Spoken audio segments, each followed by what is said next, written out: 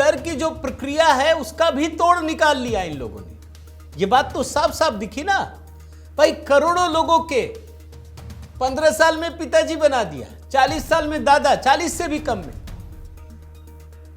एक व्यक्ति के कई मां बाप के कॉलम में एक ही नाम, ऐसा घपला किया गया है।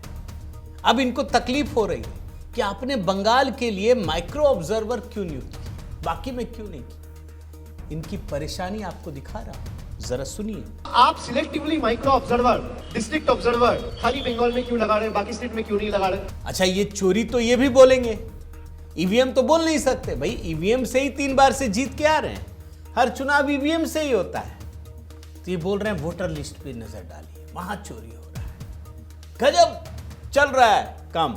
और ये चुनाव आयोग की सफलता है दोस्तों, जो बयान दिखा रहा हूं। अभी आपको पूरी कहानी एक एक करके दिखाऊंगा, देख लीजिए। चोरी तो यहाँ हो रहा है, वोट चोरी ईवीएम में नहीं हो रहा है। ये मैं दौड़ा देता हूँ। ये ईवीएम जो भी कहता है जिसको चुनाव कराना आता है वो वोटर लिस्ट पे नजर दे, वोटर लिस्ट पे चोरी हो रहा है। और यही चीज कोई और पॉलिटिकल पार्टी पकड़ नहीं पाया। इस बौखलाहट के पीछे की वजह समझिए दोस्तों। चुनाव आयोग वास्तव में बड़ी लड़ाई लड़ रहा है, बहुत बड़ी लड़ाई। भाई देश के किसी भी राज्य में आप देखिए इतना भय का माहौल नहीं है, कहीं नहीं। चुनाव आयोग को पश्चिम बंगाल में ये काम करने के लिए खासी मशक्कत करनी पड़ रही है। एक एक वोटर का हिसाब निकालने के लिए आप समझिए चुनाव आयोग को 1 करोड़ से अधिक तो फर्जी मतदाता निकल गए सिर्फ एक क्लिक से।